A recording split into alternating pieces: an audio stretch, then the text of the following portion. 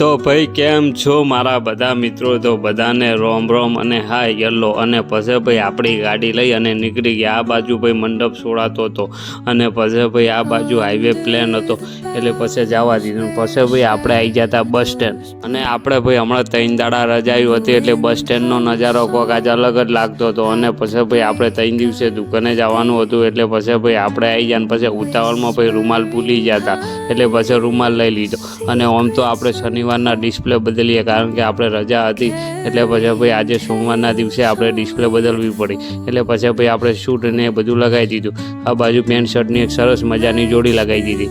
Pant શર્ટની જોડી લગાવી અને પછી કીધું લાવો એક ક્રેપ ટોપ લગાવી દઈએ કારણ કે લગ્નની સિઝન છે એટલે ક્રેપ ટોપ લગાવી દીધું. ને આ બાજુ ભાઈ આ છોકરો આવી ગયો એટલે એને જોડી આપી દીધી.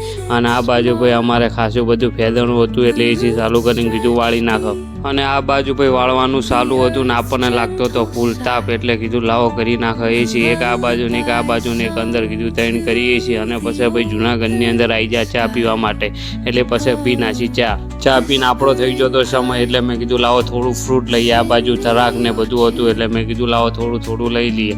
આ બાજુ મોસંબી અને સંતરા હતા અને આ બાજુ ટમાટર ને બધું હતું એટલે થોડું એ લીધું. અને પછી ભાઈ આવી જાય વી માર્ટથી આપણે બસ સ્ટેન્ડની અંદર જવાનું હતું એટલે પછી ભાઈ આપણે આવી જાય બસ સ્ટેન્ડની અંદર ને આ છે ભાઈ અંદર જવાનો રસ્તો. અને અહીંયાથી પછી ભાઈ આપણને યાદ આવ્યું કે નમકીન લેવાનું હતું એટલે બસ સ્ટેન્ડની અંદર મળી ગયું, નમકીન લઈ લીધું. નો બ્લોગ પૂરો કરીએ. જય માતાજી.